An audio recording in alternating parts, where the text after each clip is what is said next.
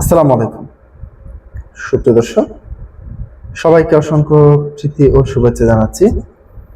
আমি Shahidul Islam, BD politics news এস YouTube চ্যানেলের পক্ষ থেকে। প্রিয় দর্শক,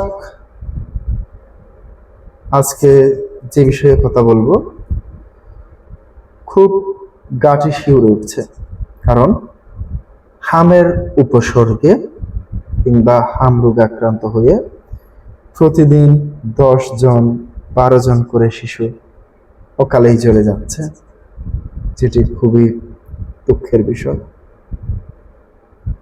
আর কত শিশুর লাশ দেখলে ইউনুস আপনার কলিজা ঠান্ডা হবে।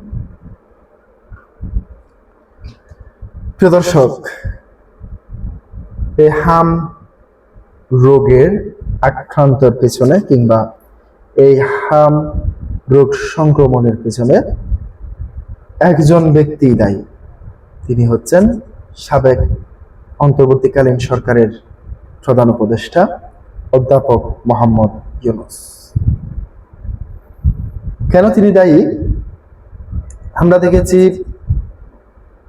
ইউনিসেফের তথ্য অনুযায়ী অন্তর্বর্তীকালীন সরকারের সময়ে প্রায় 5 বারের মতো 5টি চিঠি দিয়েছিল স্বাস্থ্য মন্ত্রণালয়ের কাছে, যে হামের টিকার নতুন করে নবায়ন করার জন্য কিংবা হামের টিকা সংকটে পড়তে পারে, আপনারা সে বিষয়ে সতর্ক দিয়েছিলেন।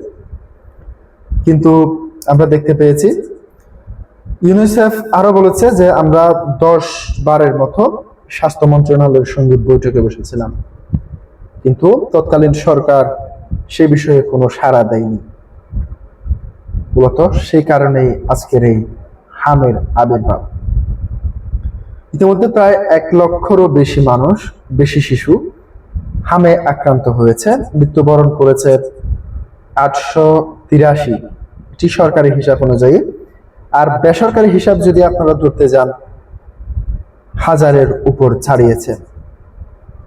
প্রতিদিন গড়ে 1000 থেকে 1500-এর মতো নতুন হামের রোগী শনাক্ত হচ্ছে। কেউ কেউ ভালো হয়ে ফিরে আসছে, আবার কেউ মৃত্যুর কোলে ঢলে পড়ছে। প্রিয় দর্শক, যদি 5 আগস্টের মতো গণঅভ্যুত্থানের সৃষ্টি না হতো, তাহলে কি এই অবুঝ শিশুগুলি একটিরও প্রাণ যেত? এর আগে আমরা দেখেছি যে সরকার ক্ষমতায় এসেছে, সেই সরকার হামের টিকা নিয়ন্ত্রণে এই যে টিকাদান কর্মসূচি সেটি সচল রেখেছিল, কিন্তু অন্তর্বর্তীকালীন সরকার ক্ষমতায় আসার পরপরই এই হামের টিকা দেওয়া বন্ধ করে দেয় এবং হামের টিকা ক্রয়ও বন্ধ করে দেয়, যার ফলে এই হাম রোগের সংক্রমণ দিন দিন বাড়ছে। প্রিয় দর্শক, একজন শিশুর মৃত্যু একজন মা বাবাই বোঝে কত কষ্ট করে একজন শিশুকে দুনিয়াতে এনেছেন। সেই শিশু যখন বিভিন্ন সংক্রমণে আক্রান্ত হয়ে মারা যান, সেই শিশুর মা বাবাই বোঝে কতটুকু কষ্ট। একজন পিতামাতাই জানে একজন সন্তানের লাশ যে কত ভারী বস্তু। প্রিয় দর্শক, হামের প্রাদুর্ভাব অব্যাহত রয়েছে। গত 24 ঘন্টায় শুক্রবার সকাল 8টা থেকে শনিবার সকাল 8টা পর্যন্ত হামের উপসর্গ আরো 8 শিশুর মৃত্যু হয়েছে। একই সঙ্গে হাম ও হামের উপসর্গে আক্রান্ত হয়েছে 1068 জন। স্বাস্থ্য অধিদপ্তর শনিবার 30 মে প্রকাশিত হাম বিষয়ক প্রতিবেদনে বলা হয়েছে, এ সময়ে ঢাকায় 3 শিশু, সিলেটে 2 শিশু, চট্টগ্রামে 1টি এবং ময়মনসিংহে 2টি শিশু মারা গেছে। এ নিয়ে গত 15 মার্চ থেকে হামের উপসর্গে মারা গেছে 493 জন শিশু। এছাড়াও একই সময়ে হাম শনাক্ত হওয়ার পর মারা গেছে আরো 90 জন শিশু। সব মিলিয়ে চলতি প্রাদুর্ভাবে এখন পর্যন্ত 583 শিশুর মৃত্যুর তথ্য পাওয়া গেছে। স্বাস্থ্য অধিদপ্তরের তথ্য বলছে, সরকারি চলতি বছরের 15 মার্চ থেকে হামের উপসর্গ দেখা দিয়েছে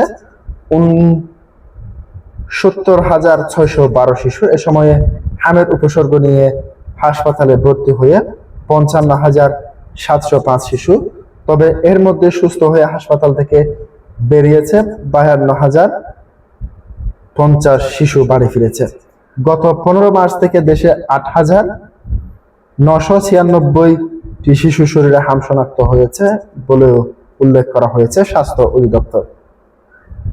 প্রিয় দর্শক, আজকে পর্যন্তই। আসসালামু আলাইকুম ওয়া রাহমাতুল্লাহ।